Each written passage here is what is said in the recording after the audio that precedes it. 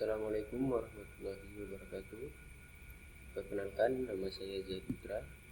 Saat ini saya sebagai mahasiswa semester 5 Pendidikan Geografi Universitas Samudra.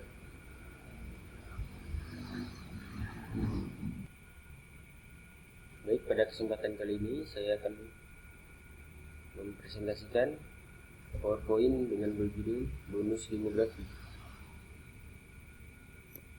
Baik, langsung saja saya jelaskan. Menjelaskan hubungan antara pertumbuhan penduduk dengan pertumbuhan ekonomi. Pengertian bonus demografi: keuntungan ekonomis yang disebabkan oleh menurunnya rasio ketergantungan sebagai hasil penurunan fertilitas jangka panjang. Dikutip dari Wong Ronsin tahun 2003. Kemudian menurut Mason, dampak transisi demografi yang menurunkan proporsi umur penduduk muda dan meningkatkan proporsi penduduk usia kerja. Menjelaskan hubungan pertumbuhan penduduk dan ekonomi. Dan lanjutan selanjutnya, demografi bonus terjadi karena penurunan kelahiran dalam jangka waktu yang panjang, menurunkan proporsi penduduk muda sehingga investasi untuk pemenuhan kebutuhannya berkurang, dan sumber daya dapat dialihkan kegunaannya untuk memacu pertumbuhan ekonomi dan meningkatkan kesejahteraan keluarga.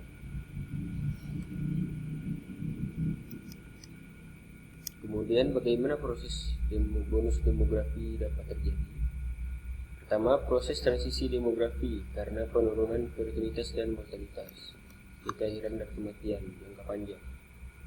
Terjadi perubahan struktur umur penduduk. Hal ini disebabkan karena penurunan fertilitas akan menurunkan proporsi anak-anak atau keberhasilan KB. Kemudian penurunan kematian bayi akan meningkatkan jumlah bayi yang terus hidup dan mencapai usia kerja. Keberhasilan program kesehatan. Kemudian rasio ketergantungan menurun karena penurunan proporsi penduduk muda dan peningkatan proporsi penduduk usia kerja. Kemudian dampak perubahan struktur umur terhadap pertumbuhan ekonomi.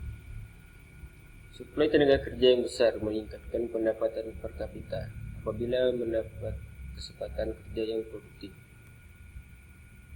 Kemudian peranan perempuan yang juga memasuki pasar kerja membantu meningkatkan pendapatan. Kemudian tabungan masyarakat yang diinvestasikan secara produktif. Kemudian modal usaha yang besar apabila ada investasi untuk itu. Bagaimana ini bisa terjadi di Indonesia? Kebijakan pengendalian penduduk menyebabkan transisi demografi. Kemudian penurunan fertilitas dari 5,6 tahun pada tahun 1971 menjadi 2,4 pada tahun 2000. Penurunan kematian bayi dari 145 pada tahun 1971 menjadi 41 per 1000 kelahiran pada tahun 2000. Kemudian penurunan rasio ketergantungan dari 86,8 di tahun 1971 menjadi 54,7 per 100 tahun per 100 pada tahun 2000. Kemudian implikasi keberhasilan KB dan penurunan kematian bayi. Jumlah penduduk akan tetap membesar.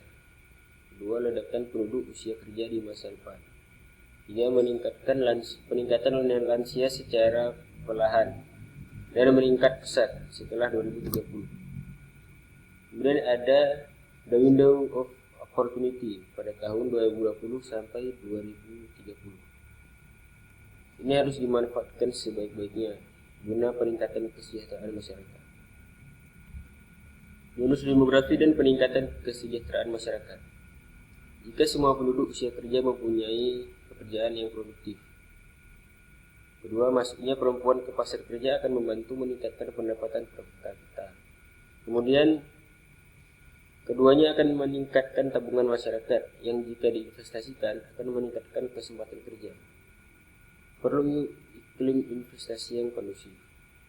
Pada gilirannya, peningkatan pendapatan per kapita yang dapat dipakai untuk investasi peningkatan kualitas SDM.